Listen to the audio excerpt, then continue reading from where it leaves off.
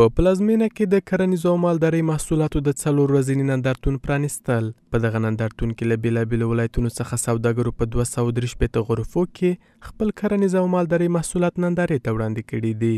دوی ورته نندارتونونه خپلو محصولاتو ته د بازار موندنې لپاره مهم بولي او د واکمن حکومت د لا ډېر ملاتړ غوښتونکي دي. دا ډېر اړینه دي. دا په یو هېواد کې چې یو څوک یو محصولات یو شی وړاندې کوي نو هغه داسې نندارتونونه جوړوي. دا د پرمختګ پیل اقدام دی.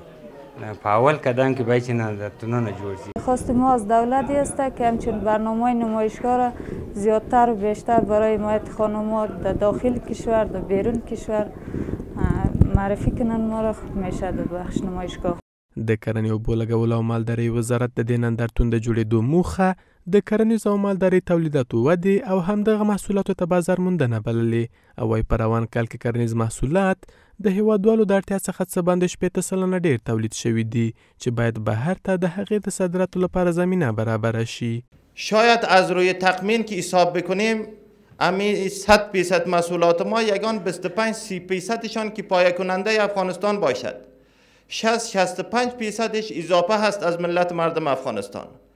برای این می بایست که تجارای گرامی که امروز مجاهد اقتصادی ما در بین جامعه ما هستند اینا دست به کار شوند. د صنعت او سوداګرۍ وزارت واکپال هم وایي د صادراتي خنډونو لرې کولو او هم د کورني محصولاتو ودې په موخه برنامه تر لاس لاندې لري. وزارت صنعت و تجارت با توجه به مشترکات کاری که با وزارت محترم زراعت دارند جهت حمایت و رشد محصولات زراعتی و رفع موانع صادراتی محصولات زراعتی اقدامات ذیل را در نظر گرفته و در نظر دارد. بازاریابی برای محصولات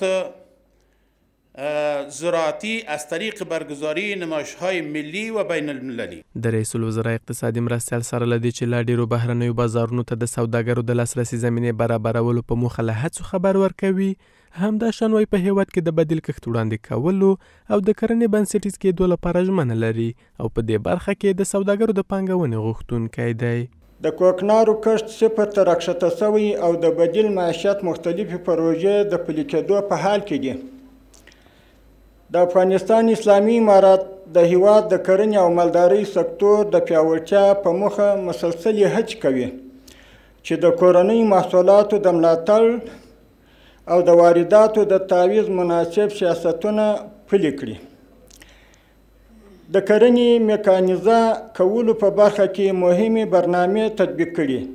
بل پلو د رئیس الوزرا سیاسي مرستیال د نړۍ له هیوادونو غواړي د بنسټیزو د جوړېدو او د افغانستان د اقتصاد پیاوړتیا برخه کې کابل سره مرسته وکړي.